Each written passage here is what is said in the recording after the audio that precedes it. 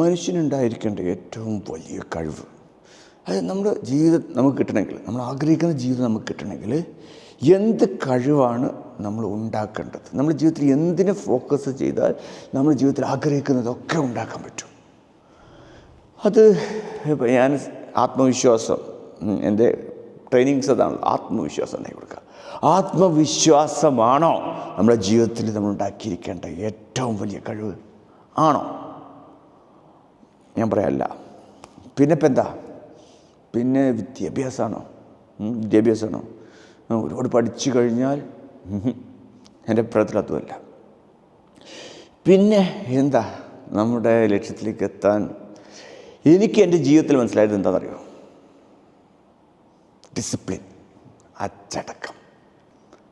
അതാണ് മനുഷ്യനുണ്ടാക്കിയിരിക്കേണ്ട ഏറ്റവും വലിയ കഴിവ്. അത് കുറച്ച് പാടാ. ഓക്കെ, ഇതേ അഭിപ്രായം തന്നെ ആയിക്കൊള്ളുന്നില്ല നിങ്ങൾക്ക്. നിങ്ങളുടെ അഭിപ്രായം നിങ്ങൾ കമൻസിൽ എഴുതുക. ഓക്കെ, ഞാൻ എൻ്റെ അഭിപ്രായം പറയുന്നത്രേ ഉള്ളൂ. ഓക്കെ, എന്നെ എൻ്റെ ജീവിതത്തിൽ പഠിപ്പിച്ചത് അതാ. അച്ചടക്കം ഉണ്ടെങ്കിൽ, അച്ചടക്കം എന്ന് പറഞ്ഞാൽ നിരന്തരമായി പ്രവർത്തിക്കാനുള്ള, ഓക്കെ, കൺസിസ്റ്റൻസി, നിരന്തരമായി പ്രവർത്തിക്കാനുള്ള മനസ്സുണ്ടെങ്കിൽ ഇല്ലാത്തതൊക്കെ ഉണ്ടാക്കിയെടുക്കാൻ പറ്റുന്നതാണ്. ഇല്ലാത്ത എല്ലാ കഴിവും ഉണ്ടാക്കിയെടുക്കാൻ പറ്റും. ആരോഗ്യം ഉണ്ടാക്കിയെടുക്കാൻ പറ്റും, ഊർജ്ജം ഉണ്ടാക്കിയെടുക്കാൻ പറ്റും, ആത്മവിശ്വാസം ഉണ്ടാക്കിയെടുക്കാൻ പറ്റും. പിന്നെ എന്താണെന്ന് വെച്ചാൽ നമ്മൾ തന്നെ വേറൊരാളായി മാറും. കാരണം ഞാനെന്ത് ഇത്ര ധൈര്യത്തിൽ പറഞ്ഞതെന്ന് അറിയാം, ചില ആളുകൾ ഇപ്പം എൻ്റെ ട്രെയിനിങ്ങിലേക്ക് വന്നിട്ട് അവരുടെ ആഗ്രഹം പ്രകടിപ്പിക്കുമ്പോൾ ഞാൻ അവരുടെ മുഖത്ത് നോക്കിയിട്ട് ഇങ്ങനെ വില വെക്കും. കാരണം വെച്ചാൽ ആ ഒരു കഴിവ് അവരിൽ ലെവലേശം പോലും ഇല്ല.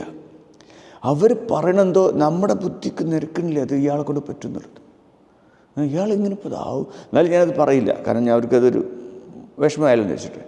പക്ഷേ പിന്നീട് ഇവരുടെ ലക്ഷ്യം വിടാൻ തയ്യാറല്ല. ആരെന്തൊക്കെ പറഞ്ഞാലും, ഇല്ല പറ്റില്ല എന്ന് പറഞ്ഞാലും അവർ വിടാൻ തയ്യാറല്ല. അവർ അതിന് നിരന്തരമായി പ്രവർത്തിക്കുമ്പോൾ, വർഷങ്ങളോളം പ്രവർത്തിക്കുമ്പോൾ, I don't know, some magic happens. ആ കഴിവ് പ്രത്യക്ഷപ്പെടുന്നു. അതായത് എത്രയും ഒരിക്കലും കഴിയില്ല എന്ന് പറയുന്ന കഴിവുകൾ, അത് സൗന്ദര്യം കുറഞ്ഞവർക്ക് സൗന്ദര്യം കൂടുന്നു. ചിലരൊക്കെ ഇപ്പോൾ സിനിമയിലൊക്കെ അഭിനയിക്കാൻ വേണ്ടി വന്നിട്ട് 20 കൊല്ലമായിട്ട് ഒരു റോള് കിട്ടാൻ വേണ്ടി നടക്കുക. 20 കൊല്ലമായിട്ട് ഒരു ഡയറക്ടർക്കും അയാൾക്ക് അഭിനയിക്കാൻ അറിയുന്നത് ഫീൽ ചെയ്യുന്നില്ല. പക്ഷേ അയാളുടെ ആഗ്രഹം, അയാളത് വിടാൻ തയ്യാറില്ല. അങ്ങനെ അയാൾ ഈ ഒരു ആഗ്രഹം വെച്ച് നിരന്തരമായി നീങ്ങിയതിൻ്റെ വെളിച്ചത്തിൽ, നമ്മളിപ്പോൾ ഉദാഹരണം പറയുമ്പോൾ ജോജു ജോർജൊക്കെ ഒരുപാട് കാലം കഴിഞ്ഞതിന് ശേഷം അദ്ദേഹം തിളങ്ങുന്നത് അല്ലേ. എന്തിനധികം അപ്പം ഞാൻ നസീറിനെ ഉദാഹരിക്കട്ടെ. നസീറിൻ്റെ അഭിനയം അത് നല്ലതാണെന്ന് ചോദിച്ചു കഴിഞ്ഞാൽ പഴയ തലമുറ പറയുന്നത് നല്ലതാണ്, പുതിയ തലമുറ അംഗീകരിക്കാൻ പോകുന്നില്ല. എന്ത് തന്നെ ആയാലും ലോകത്തിലെ ഏറ്റവും വലിയ അഭിനേതാവ് നസീർ തന്നെയാണ്. കാരണം ഓസ്കാറിനേക്കാളും വലിയ അവാർഡാണ് പുള്ളി കിട്ടിയുള്ളത്. ലോകത്തിലെ ഏറ്റവും കൂടുതൽ സിനിമയിൽ അഭിനയിച്ച മനുഷ്യൻ. ഇനി ഒരാളും അത് ബ്രേക്ക് ചെയ്യാൻ പോകുന്നില്ല എന്നുള്ള അതിൽ സാധ്യത കാണില്ല. കാരണം അന്നത്തെ കാലം പോലെയല്ല. ഇന്ന് ഇഷ്ടംപോലെ അഭിനേതാക്കളുണ്ട്. ഒരാൾക്ക് മാത്രമായിട്ട് ഇത്ര അധികം സിനിമയിൽ അഭിനയിച്ച ആ ഒരു കാര്യം ഇനി ആവർത്തിക്കപ്പെടാൻ പോകുന്നില്ല.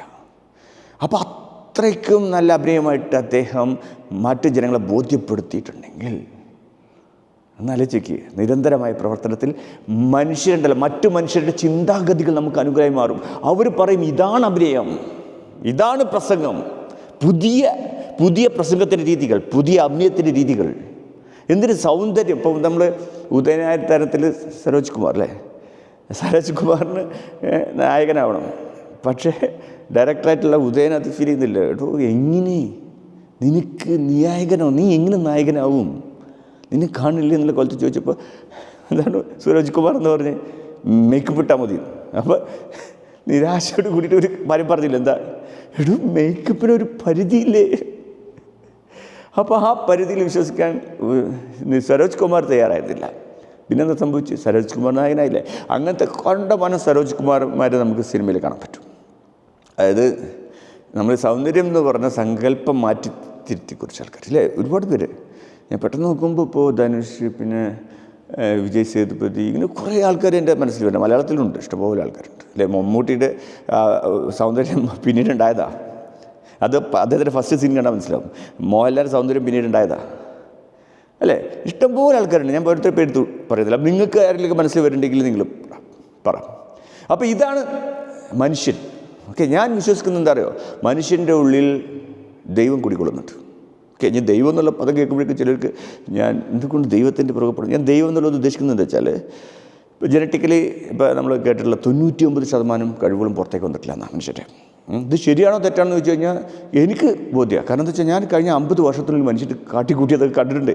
അപ്പോൾ ഈ മനുഷ്യന് 500 കൊല്ലം കഴിഞ്ഞാൽ എന്താവാന്ന് വെച്ച് കഴിഞ്ഞാൽ ഈ പ്രപഞ്ചം മുഴുവൻ വ്യാപിക്കുമെന്ന് ഞാൻ വിചാരിക്കുന്നത്. അപ്പോൾ ആ മനുഷ്യന് അതായത് അത്രമാത്രം വലിയ മാറ്റങ്ങൾ വരുത്താൻ കഴിയുന്ന മനുഷ്യൻ, അത് നമ്മളെപ്പോലത്തെ കണ്ണും കാതും കൈയും കാലും ഒക്കെ ഉള്ള മനുഷ്യരാണെങ്കിൽ, നമ്മളതേ ബ്രെയിനാണ് അവർക്കെങ്കിൽ, അവർക്ക് ഇതൊക്കെ മാറ്റങ്ങൾ വരുത്താൻ പറ്റുന്നുണ്ടെങ്കിൽ അന്ന് 500 കൊല്ലം കഴിഞ്ഞ് മാറ്റാൻ കഴിയുമെങ്കിൽ ആ 500 കൊല്ലം കഴിഞ്ഞ് മാറ്റാൻ കഴിയുന്ന ആ മാറ്റങ്ങൾക്കുള്ള കഴിവ് നമുക്ക് ഇന്ന് നമ്മളിലുണ്ട്.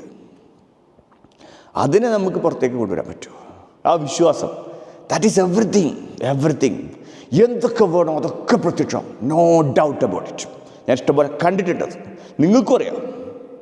അതായത് ഒരാൾക്ക് അതിയായ ആഗ്രഹം, എന്നാലും ആ ആഗ്രഹത്തിനോട് അനുയോജ്യമായ ഒന്നും അയാളിലില്ല. എന്നിട്ടുള്ള മനസ്സ് പറയുന്ന ആൾക്കൊണ്ട് കഴിയും. അപ്പോൾ അയാളെ നിരുത്സാഹപ്പെടുത്താൻ വേണ്ടി ഒരുപാട് പേര് അവരെ ബോധ്യപ്പെടുത്തിക്കൊണ്ടിരിക്കണം, അതിനെക്കൊണ്ടത് പറ്റില്ല. പക്ഷെ അവൻ്റെ മനസ്സ് സമ്മതിക്കുന്നില്ല, അവൻ്റെ മനസ്സ് പറയുന്നത് കഴിയും. അങ്ങനെ വർഷങ്ങളോളം നിരന്തരമായി പ്രവർത്തിച്ചിട്ട് ഭം, ചില ബിസിനസ്സുകാരൊക്കെ പൊട്ടി വൻ വിജയം. ഇതുപോലെ പല മേഖലകളിലും പലരും പൊട്ടി ഭം. സോ ആ ഒരു അത്ഭുതം എല്ലാവരിലും സംഭവിക്കും, നമ്മളും സംഭവിക്കും, വിശ്വാസം ശക്തമാണെങ്കിൽ. സോ ഒരു മനുഷ്യന് വേണ്ട കഴിവ് നമ്മുടെ മനസ്സ് പറയുന്നതിനനുസരിച്ച്, ഓക്കെ, സാഹചര്യങ്ങൾ പ്രതികൂലമായിട്ടാണ് നിൽക്കുന്നതെങ്കിലും മനസ്സ് സമ്മതിക്കുന്നില്ല. അപ്പോൾ ആ മനസ്സിൽ വിശ്വസിച്ച് നിരന്തരമായി പ്രവർത്തിക്കാൻ, വിശ്വാസത്തോടു കൂടി നിരന്തരമായിട്ട് പ്രവർത്തിക്കാൻ തയ്യാറാണെങ്കിൽ അയാളിൽ ആഗ്രഹിക്കുന്ന ആഗ്രഹം, ആ കഴിവ് പ്രത്യക്ഷപ്പെടും. അയാൾ ആഗ്രഹിക്കുന്ന തലത്തിൽ എത്തുക തന്നെ ചെയ്യും. ബിക്കോസ് എന്നിട്ട് പറയില്ലേ, it is God, the ultimate power. Genetically നമ്മളിന്ന് കാണുന്നത് വെറും ടിപ്പ് ഓഫ് ദ ഐസ്ബർഗാണ്. അത് നമ്മളുടെ അപാരമായ സാധ്യതയുടെ ചെറിയൊരു കണിക മാത്രം. അത് മനസ്സിലാവണമെങ്കിൽ ഒരു മനുഷ്യരെ കാട്ടിക്കൊണ്ടിരിക്കുന്ന കാര്യമില്ലേ, നമ്മൾ കണ്ടിട്ട് വാ എന്ന് പറയാനില്ലേ, അത് മനുഷ്യന്മാരല്ലേ, അവർക്കത് പറ്റുന്നുണ്ടെങ്കിൽ നമുക്കും പറ്റും. അവർ നമ്മളും തമ്മിലുള്ള വ്യത്യാസം ഒന്നേ ഉള്ളൂ, നമ്മളുടെ തലയിൽ കിടക്കുന്ന ചിന്താഗതികൾ, അവരുടെ അതേ ചിന്താഗതികൾ, അതേ വിശ്വാസം നമ്മളിലേക്ക് നമുക്ക് കൊണ്ടുവരാൻ കഴിഞ്ഞാൽ that magic will happen in everybody's life, in your life, in my life, all humans' life. Because എന്താ കാരണം, there is ultimate power within us. So വിശ്വാസത്തോടെ നിരന്തരമായി അച്ചടക്കത്തോടെ, അച്ചടക്കം എന്ന് പറഞ്ഞാൽ നമ്മളിങ്ങനെ കൂട്ടിലിട്ട് ഒരു എല്ലാ നിയന്ത്രണങ്ങൾക്ക് വിധേയമായി പ്രവർത്തിക്കുക എന്നുള്ളതല്ല. മറ്റുള്ളവർക്ക് ഉപദ്രവമില്ലാത്ത, നമുക്ക് ഉപദ്രവമില്ലാത്ത, നമ്മൾക്ക് ശരിയെന്ന് തോന്നുക ചില തെറ്റുകളുണ്ടോ, മറ്റൊരു സമൂഹം തെറ്റെന്ന് പറയുന്നു, പക്ഷേ നമുക്ക് തോന്നുന്നത് ശരിയാണ്. അത് ചെയ്ത് നോക്കിയിട്ട് നമ്മൾ സമൂഹം പറഞ്ഞു ശരിയാണ്, അത് തെറ്റാ എന്ന ബോധ്യത്തോട് കൂടിയിട്ട് ഉള്ള അച്ചടക്കം. അല്ലാതെ മതം പറഞ്ഞു, അല്ലെങ്കിൽ സംസ്കാരം പറഞ്ഞു, അല്ലെങ്കിൽ എനിക്ക് പേടിയാണ്. ചില ആൾക്കാരൊക്കെ പറയുമല്ലോ, ഞാനങ്ങ് ക്ഷമിച്ച്. എന്താ കാരണം, ആ ആളെടുത്ത് ക്ഷമിക്കാതെ വഴിയില്ല. ചിലപ്പോൾ ആളടുത്ത് വല്ലാണ്ട് സംസാരിച്ച് ചിലപ്പോൾ അടി കിട്ടും. അപ്പോൾ ആ കനത്തിൽ ഞാനങ്ങ് ക്ഷമിച്ച്. അതല്ല, ആ ക്ഷമ അച്ചടക്കല്ല, അത് സപ്രഷൻ. ഇപ്പോൾ ഒരാൾ പറയും ഞാൻ കള്ളു കുടിക്കാറില്ല, ഞാൻ ഭയങ്കര അച്ചടക്കമുള്ള ആളാണ്. കാരണം എന്താ, ഇയാൾ കള്ളു കുടിച്ചാൽ ഛർദ്ദിക്കും. അങ്ങനെ അയാൾ കള്ളു കുടി നിർത്തി, അതും ഈ അച്ചടക്കത്തിൽ പെടില്ല.